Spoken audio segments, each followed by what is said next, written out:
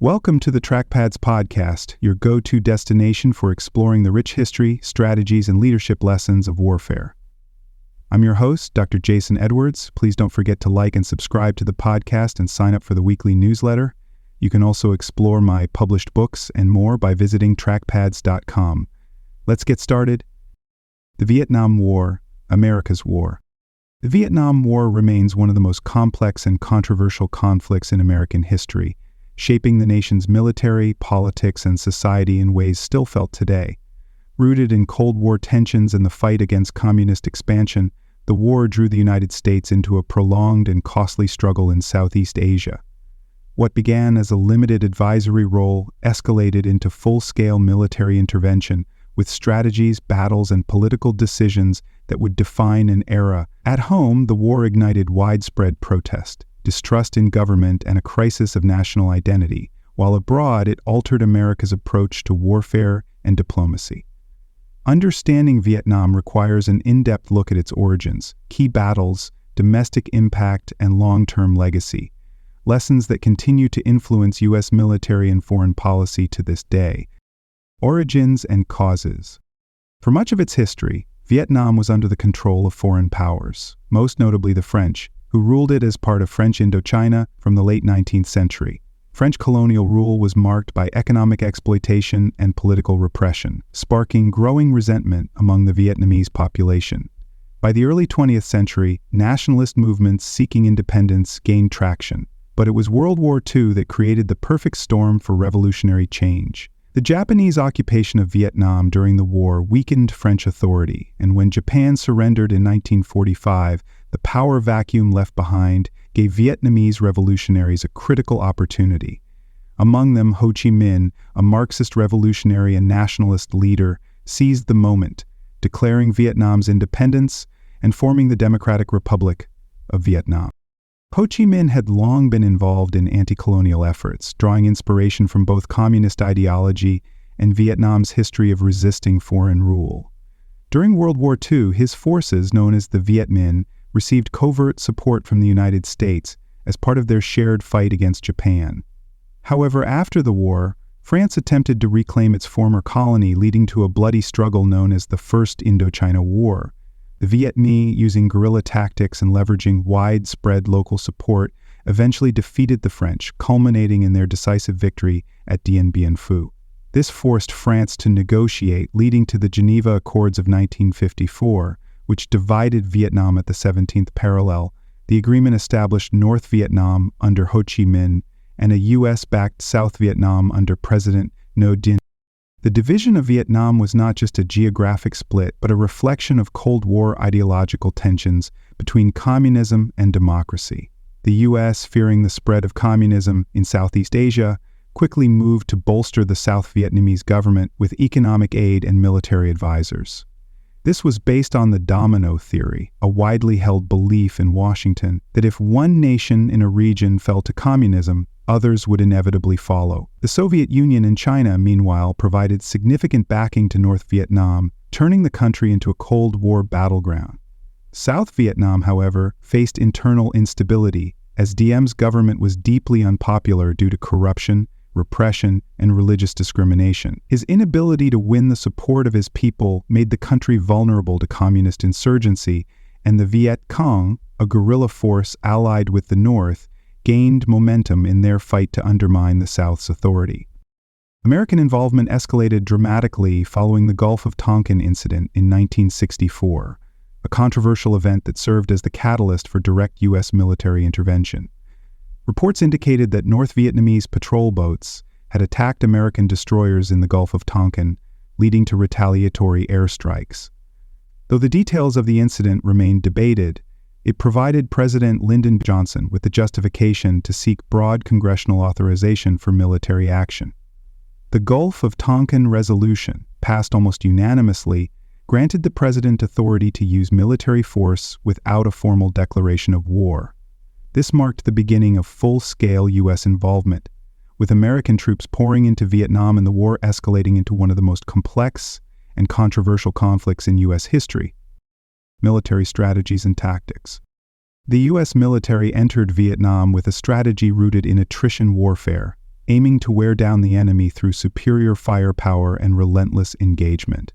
Commanders measured success not in territory gained but in enemy casualties, leading to the controversial body count metric, which often distorted the reality of the war. To pressure North Vietnam into submission, the U.S. launched extensive bombing campaigns, most notably Operation Rolling Thunder, which saw sustained aerial bombardment of enemy targets over several years.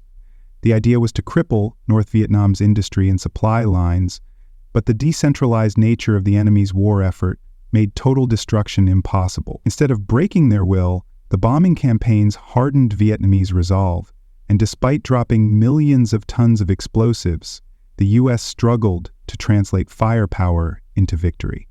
One of the defining elements of the Vietnam War was the extensive use of advanced weaponry, particularly helicopters, which became essential for mobility in the dense jungles and rough terrain.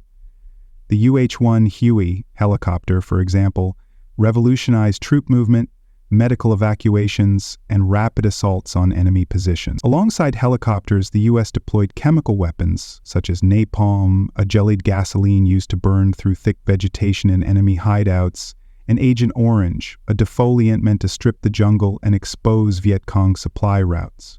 However, the unintended consequences of these weapons were devastating, as Agent Orange caused long-term health effects for both Vietnamese civilians and American veterans. While technology gave the U.S. an undeniable advantage, it was not enough to counter the adaptability and resilience of the enemy forces, who operated under entirely different combat principles.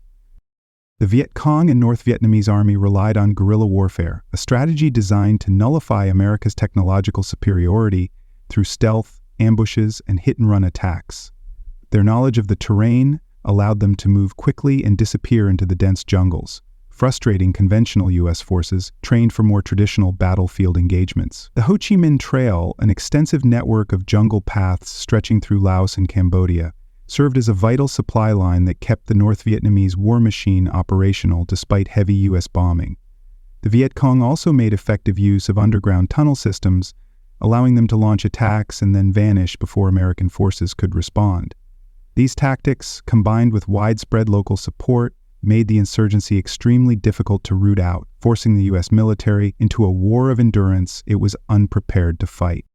The Tet Offensive was a turning point in the war, as North Vietnamese and Viet Cong forces launched a coordinated series of surprise attacks on cities, military bases, and the U.S. Embassy in Saigon. While the offensive ultimately failed to achieve its strategic objectives and resulted in massive enemy casualties, it dealt a severe psychological blow to American public opinion. Up until that point, the Johnson administration had assured the public that victory was within reach, but the intensity of the Tet Offensive shattered this illusion. Images of street fighting in Saigon and the sheer scale of the attacks convinced many Americans that the war was unwinnable. Even though the U.S. and South Vietnamese forces repelled the offensive, the shift in perception was irreversible, fueling anti-war sentiment and ultimately changing the course of American policy. Fighting in the dense jungles of Vietnam presented enormous challenges for U.S. troops, who were often at a disadvantage despite their superior firepower. The oppressive heat, thick vegetation, and monsoon rains made movement difficult, while booby traps and ambushes turned even the most routine patrols into life-or-death encounters. Unlike past conflicts where clear battle lines were drawn, Vietnam was a war without front lines, and soldiers could never be certain where the enemy lurked. Even worse, the ideological dedication of the Viet Cong and NVA meant they were willing to sustain enormous casualties to achieve their goal of reunification under communist rule. For many American soldiers, the war became an exhausting and demoralizing experience, as victories in battle rarely translated into progress toward ending the conflict. Key events and turning points. American involvement in Vietnam escalated significantly under Presidents John F. Kennedy and Lyndon B. Johnson, as both leaders saw the conflict as a critical battleground in the Cold War struggle against communism. Kennedy increased the number of military advisors in South Vietnam, providing support to President Ngo Diem's government, but the situation deteriorated due to Diem's unpopular policies and growing unrest. After Diem's assassination in 1963, the South Vietnamese government remained unstable, and Johnson inherited a worsening crisis. The Gulf of Tonkin incident gave Johnson the political backing to commit U.S. combat troops, leading to a full-scale war effort. By 1965, American ground forces were engaged in direct combat, with troop numbers rising dramatically as the administration pursued a strategy of sustained military pressure to defeat the communist insurgents. The war was defined by several major battles that tested both American firepower and the resilience of North Vietnamese forces. The Battle of Ia Drang Valley in 1965 was the first large-scale engagement between U.S. troops and the North Vietnamese Army, showcasing the effectiveness of air mobility and artillery, but also revealing the enemy's ability to inflict heavy casualties. The Siege of Khe Sanh in 1968 was another pivotal moment, with U.S. Marines holding out against a prolonged North Vietnamese assault that was seen as a potential replay of the French defeat at Dien Bien Phu. However, the most significant battle of 1968 was the Siege of Hue during the Tet Offensive, where North Vietnamese forces seized the historic city, engaging in brutal urban combat before being driven out. These battles demonstrated the war's intensity and the high cost of fighting an enemy willing to sustain enormous losses to achieve its goals. The draft played a critical role in shaping public perception of the war, as young men across America found themselves called to serve in an increasingly unpopular conflict. Unlike previous wars where conscription was widely accepted, Vietnam's draft system disproportionately affected lower-income and minority communities, while many wealthier Americans secured deferments through college enrollment or other means. This led to widespread resentment and fueled the anti-war movement, with protests erupting on college campuses and in major cities. The draft also contributed to declining morale among troops, as many draftees viewed their service as forced participation in a war with unclear objectives. As casualties mounted, opposition to the war grew, forcing political leaders to reevaluate their approach and ultimately leading to the policy of Vietnamization, which aimed to shift the burden of combat to South Vietnamese forces, while gradually reducing American involvement. By the early 1970s, the U.S. sought an exit from Vietnam, culminating in the Paris Peace Accords of 1973. The agreement, negotiated under President Richard Nixon, called for a ceasefire, the withdrawal of American troops, and the return of prisoners of war. While the accords allowed the U.S. to disengage, they did little to secure South Vietnam's long-term survival. Despite continued American aid, the South Vietnamese government struggled to defend itself against renewed North Vietnamese offensives. The situation deteriorated rapidly, and by 1975, North Vietnamese forces launched a final push toward Saigon, overwhelming the South Vietnamese military. The fall of Saigon in April of 1975 marked the dramatic and symbolic end of the Vietnam War, as communist forces stormed the city, capturing the presidential palace and securing total control. In the final hours, American personnel and South Vietnamese allies desperately fled, with images of helicopters evacuating people from the U.S. Embassy becoming some of the most iconic moments of the war. With the reunification of Vietnam under communist rule, the conflict ended in a decisive victory for the North, cementing the war as one of the most humbling chapters in American military history. For many in the U.S., the fall of Saigon was a painful confirmation that years of effort, sacrifice, and loss had ultimately failed to prevent a communist takeover. In domestic impact in the United States, the Vietnam War ignited one of the most significant anti-war movements in American history, as growing numbers of citizens took to the streets in protest. What began as isolated demonstrations on college campuses in the early 1960s escalated into nationwide marches, sit-ins, and acts of civil disobedience. The draft was a major source of outrage, as young men, many of whom had no say in the political decisions that led to the war, were sent to fight and die in a conflict with unclear objectives. Opposition intensified after the Tet Offensive, when it became clear that the government's optimistic reports of progress did not match the reality on the ground. Protests became more aggressive, with incidents like the Kent State shooting in 1970, where National Guardsmen opened fire on unarmed students, further deepening the divide between the government and the public. The role of the media in shaping public perception of the war cannot be overstated, as Vietnam was the first major conflict to be extensively televised. Unlike previous wars where information was tightly controlled, reporters had unprecedented access to the front lines, bringing the brutal realities of combat into American living rooms. Graphic footage of napalm bombings, wounded soldiers, and civilian casualties painted a stark contrast to official government statements claiming progress. The My Lai massacre, in which American troops killed hundreds of unarmed Vietnamese civilians, became a defining scandal when images and first-hand accounts surfaced, shattering public trust in the military's conduct. As journalists uncovered more inconsistencies between political rhetoric and battlefield conditions, Americans grew increasingly skeptical of their leaders, fueling opposition to the war and demands for withdrawal.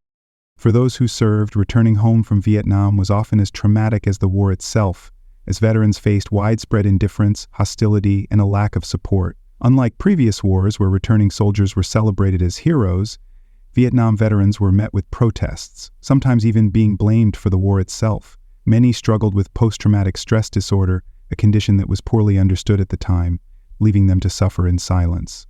The government's failure to adequately support these veterans compounded their difficulties, as many found themselves dealing with unemployment, homelessness, and social alienation. The stigma surrounding their service persisted for years, and only decades later did the nation begin to fully acknowledge their sacrifices, with efforts to provide better medical and psychological care through organizations like the Department of Veterans Affairs. Politically, the war eroded public confidence in the government, setting the stage for one of the most turbulent periods in American political history. The release of the Pentagon Papers exposed years of government deception, revealing that officials had privately doubted the war's winnability while publicly insisting on its necessity. This deepened the credibility gap between Washington and the American people, leading to a broader distrust of institutions. The Watergate scandal, which erupted during this same period, further cemented this cynicism, as President Richard Nixon's involvement in covering up political crimes led to his resignation in 1974. By the time the war ended, Americans had become far more skeptical of their leaders, questioning the motives behind military interventions and demanding greater transparency in government affairs. The lessons of Vietnam had a profound effect on American foreign policy, leading to significant legislative changes designed to prevent unchecked military action in the future. The War Powers Act of 1973 was a direct response to the executive overreach seen during the Vietnam era, limiting the president's ability to deploy troops without congressional approval. This shift reflected a broader reluctance to engage in prolonged conflicts, as Vietnam had demonstrated the dangers of committing military force without a clear strategy for victory. The war also influenced how future conflicts were approached, with the U.S. military adopting an all-volunteer force and developing new doctrines that emphasized technological superiority, precision strikes, and limited engagements. While Vietnam did not end American interventionism, it fundamentally altered the way wars were fought and justified, leaving a lasting imprint on the nation's military and political landscape. Legacy and lessons learned. The Vietnam War profoundly reshaped U.S. military doctrine, forcing a reevaluation of how America engages in conflicts, particularly those involving insurgencies.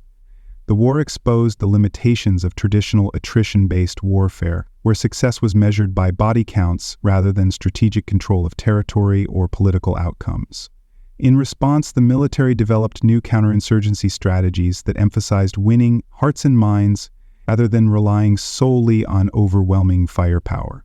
Lessons from Vietnam influenced later conflicts, such as in Iraq and Afghanistan, where understanding local populations, intelligence gathering, and precision strikes became critical elements of modern warfare. Additionally, Vietnam contributed to the shift toward an all-volunteer force, as reliance on a draft had proven politically disastrous and detrimental to morale.